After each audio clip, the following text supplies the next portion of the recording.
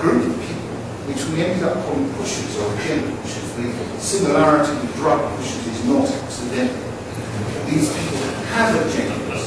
They know what buttons to push. They know how to capitalize and exploit people's fears to achieve their own ends, hence the pushers.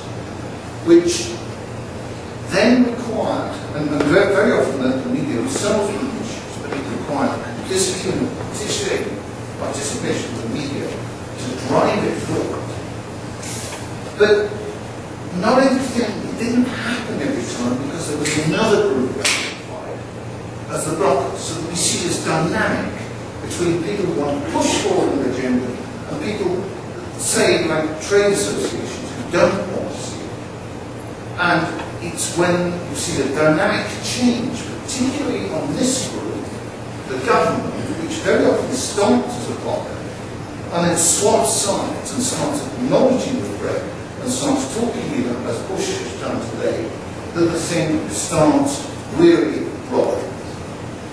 Now it's worth looking very quickly at these pushes. The three major groups we see are the scientists.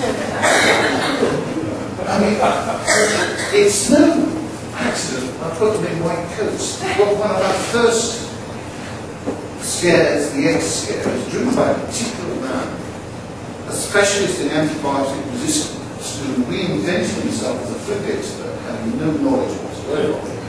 But basically, a professor who spent most of the time either lecturing or administration.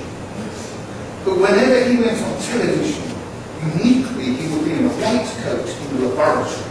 He hadn't been in a lab for years.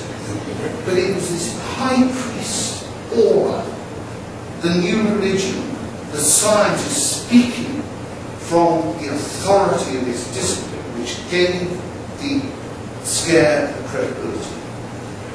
The next lot of the media, and in particular, we found a new generation, a new breed of media, the consumer correspondents, who were quite a new phenomenon, who had their own agenda, working with lobby groups, working with environmental groups, working with consumers associations, because it expanded their own career path and expanded their authority, and it became important to the dynamic.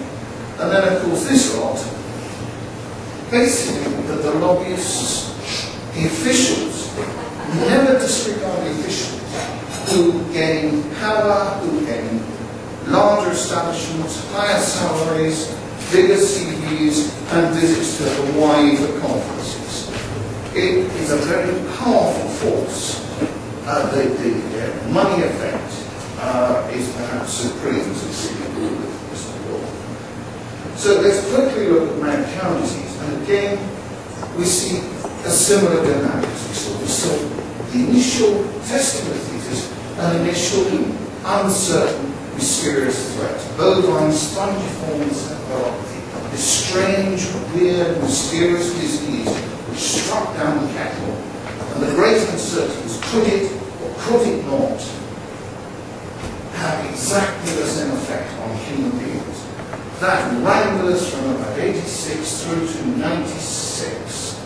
But interestingly, throughout that, the government did everything it could to block it. And there was this famous episode of our agriculture minister, John Selwyn Gunn, at an agricultural show in front of the television cameras, feeding his daughter a hamburger, a beef burger, to prove they were safe. And it wasn't until right at the end, when the government turned and the health minister, Stephen Durrell, actually admitted or said there could be a problem, that the whole dynamic took off.